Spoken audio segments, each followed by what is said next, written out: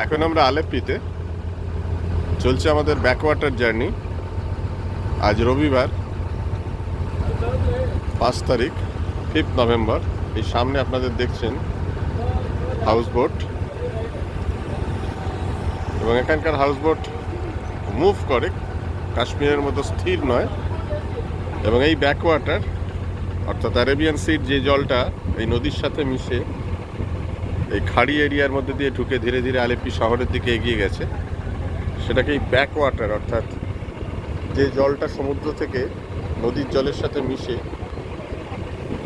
চলে আসে সেটাকে এই ব্যাকওয়াটার জার্নি বলা হয়। এবং এর দুধারে অসংখ্য বাড়ি এবং তাদের জীবনযাত্রা এই জলের ওপরে নির্ভরশীল। তার মধ্যে বিভিন্ন দোকান আছে, চা কফি ইত্যাদি স্ন্যাক্স রিফ্রেশমেন্টের ব্যবস্থাও আছে, এবং ছোট বড় বিভিন্ন ধরনের হাউস বোট। এবং এই আমাদের হাউস বোট দেখছেন, এটা একটা সামনে বসার জায়গা।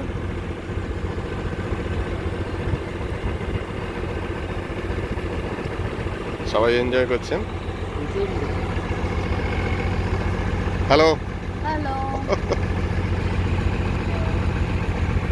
হ্যালো এভরিবডি, কিরকম লাগছে?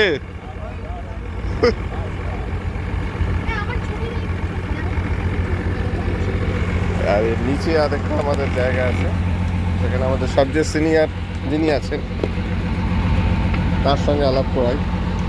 এই নিচে আমাদের বসার জায়গা।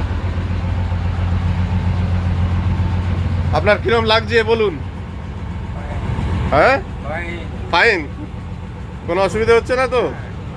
ভালো লাগছে, খুব ভালো লাগছে। এটা একটা অন্য জার্নি, আমরা ব্যাকওয়াটার জার্নি করছি। এবং এতে দুধারে জলের পাশে আপনারা দেখতে পাচ্ছেন নানান ধরনের বাড়ি এবং তাদের জীবনযাত্রা চলছে। আপনি এনজয় করছেন তো?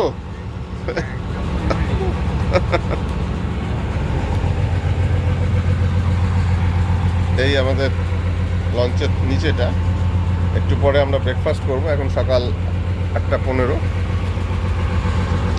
আমরা 7:30টার সময় বেরিয়েছি। 11টা নাগাদ আমরা ফিরবো সমুদ্র ঘুরে। দেখতে পাচ্ছেন এখানে ধীরে ধীরে চওড়া হয়ে যাচ্ছে, আমরা এগিয়ে চলেছি সমুদ্রের দিকে।